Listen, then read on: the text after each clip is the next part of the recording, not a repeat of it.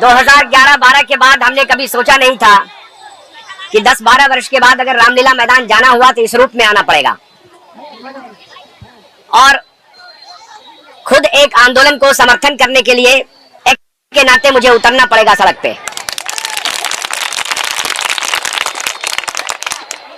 मैं हमेशा कहता हूं कि media is not under you. इसका मतलब है कि मीडिया आपके अधीन नहीं है। अधीन से तात्पर्य है कि मीडिया चौथा स्तंभ है और चौथा स्तंभ अगर एग्जीक्यूटिव है, लेजिस्लेटिव है, जुडिशरी है तो मीडिया बराबर की हिस्सेदार है, वो किसी के अधीन नहीं है। बस हमारे मीडिया के बंधुओं ने अपना स्वरूप बदल दिया और अब ऐसा लगता है कि मीडिया लेजिस्लेटिव के अधीन हो गई, एग्जीक्यूटिव के अधीन हो गई। न्याय के तो अधीन होना चाहिए लेकिन नैसर्गिक न्याय के अधीन होना चाहिए, प्राकृतिक न्याय के अधीन होना चाहिए। और इसलिए हम जैसे पत्रकारों को सड़क पर उतर के जो न्याय है और सत्य है उसके साथ खड़ा होना पड़ रहा है। मैं सौभाग्यशाली मानता हूं खुद को। आप ये मत समझिए कि यह आपका दुर्भाग्य है, यह आपका सौभाग्य है कि आज आपको आंदोलन करने के लिए सड़कों पर उतरना पड़ रहा है। मैं हैरान हूं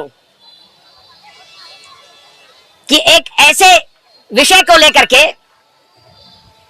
जिसमें लोग दिन रात तिल तिल करके जान गंवा रहे हैं, बेटियों की शादी नहीं हो रही, मां बाप का इलाज नहीं हो रहा, बच्चे स्कूल नहीं जा रहे, कॉलेज नहीं जा पा रहे और उनको प्रदर्शन करने के लिए इतनी बड़ी रामलीला मैदान खाली है लेकिन सड़क के किनारे जगह दिया गया। यह जनतंत्र नहीं हो सकता है।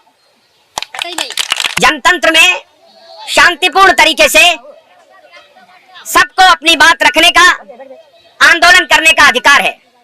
हाँ, यह बात जरूर है कि हमारा आंदोलन शांतिपूर्ण हो।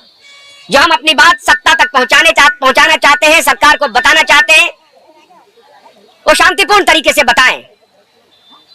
लेकिन धैर्य की भी कोई सीमा होती है। धैर्य का लगातार परीक्षण कर रहे हैं। अदालती कार्रवाई में पिछले 12 वर्षों से 14 वर्षों से मामला उलझा हुआ है।